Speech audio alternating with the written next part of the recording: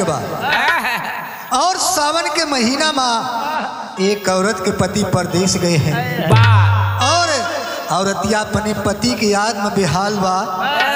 देखा कहत का बा मास्टर कैसे अरे कहिया ब्यानन देखे बिराना बीता जाए सवना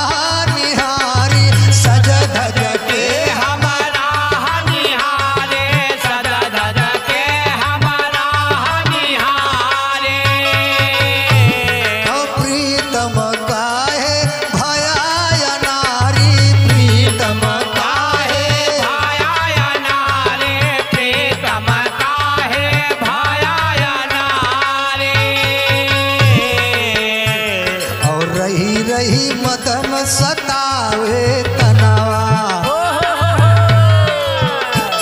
और रही रही मदन सतावे तनावा बीता जाए सवनवाना रही रही मदन सतावे तनावा बीता जाए सवनवाना रही रही मदन सतावे तनावा बीता जाए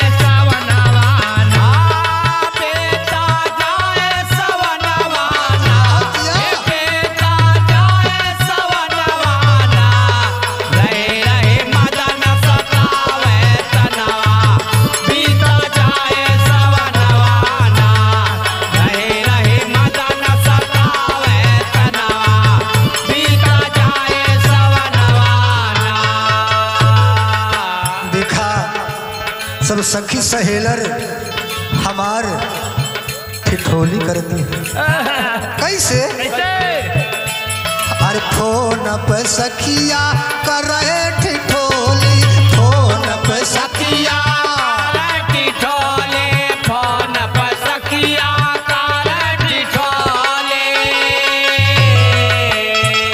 ओ पापी पपिहरा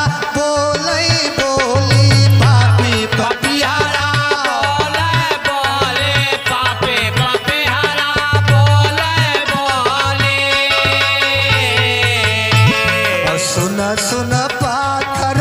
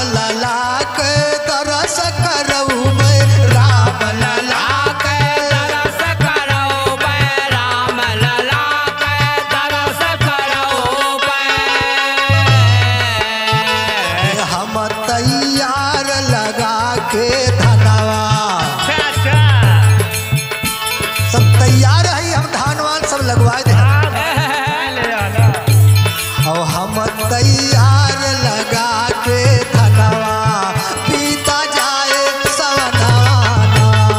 हम तैयार लगा के धनवा पीता जाए सवनवाना।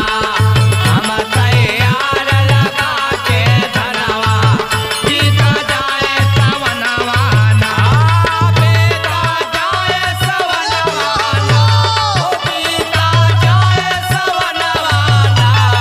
हम तैयार लगा के धनवा पीता जाए सवनवाना। हम तैयार लगा के धनवा पीता जाए सवनवाना।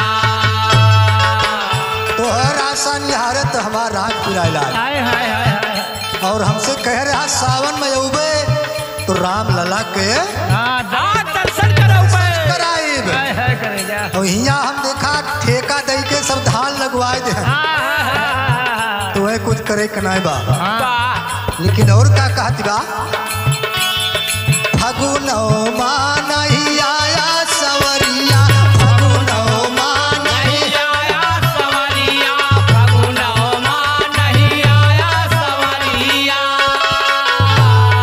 बना बेदर्द न लिया खबरिया बना बेदर्द न लिहा खबरिया, बाया बेदर्द न लिहा खबरिया।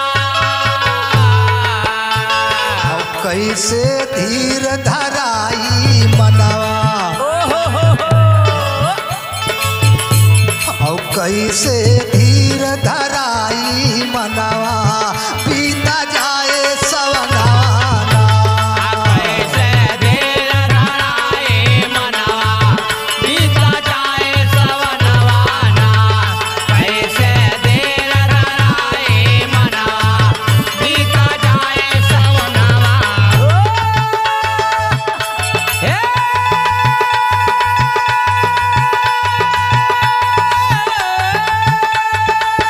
पीता जाए सवनवाना, हो पीता जाए सवनवाना। कैसे देर धराए मनवा पीता जाए सवनवाना। कैसे देर धराए मनवा पीता जाए सवनवाना।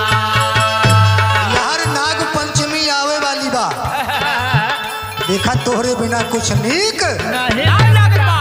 कहना बा कैसे नाग पंचमी परख सरीखा नाग पंचमी परब सरीखा, नाग पंचमी परब सरीखा। और तोहरे बिना सब लागई फीका तोहरे बिना सब लागे फीका, तोरे बिना सब लागे फीका। और तुह बिन गोझिया न भावे मनवा और तुह बिन गोझिया न भावे मनवा पीता जाए सवनाना। तुम्हें बिना गोझिया न भावे मनवा पीता जाए सवनवाना। तुम्हें बिना गोझिया न भावे मनवा पीता जाए सवनवाना। पीता जाए सवनवाना, हो पीता जाए सवनवाना। तुम्हें बिना गोझिया न भावे मनवा पीता जाए सवनवाना। तुम्हें बिना गोझिया न भावे मनवा पीता जाए सवनवाना। हे, देखा तुहार रास्ता निहारत निहारत हमार आँख पिराए लाग तब अपने गुरुजी के पास गईले देखा गुरुजी का कहता कभी अलबिया दो हरि गुण गई है कभी अलबिया यादो हरे गुण गए हैं, कबीर भी यादो हरे गुण गए हैं। हर गुरु माधव के बाग सजई है गुरु माधव के बाग सजई है, गुरु माधव के बाग सजई है। और कजरी उदय राज के तरनवा और कजरी उदय राज के तरनवा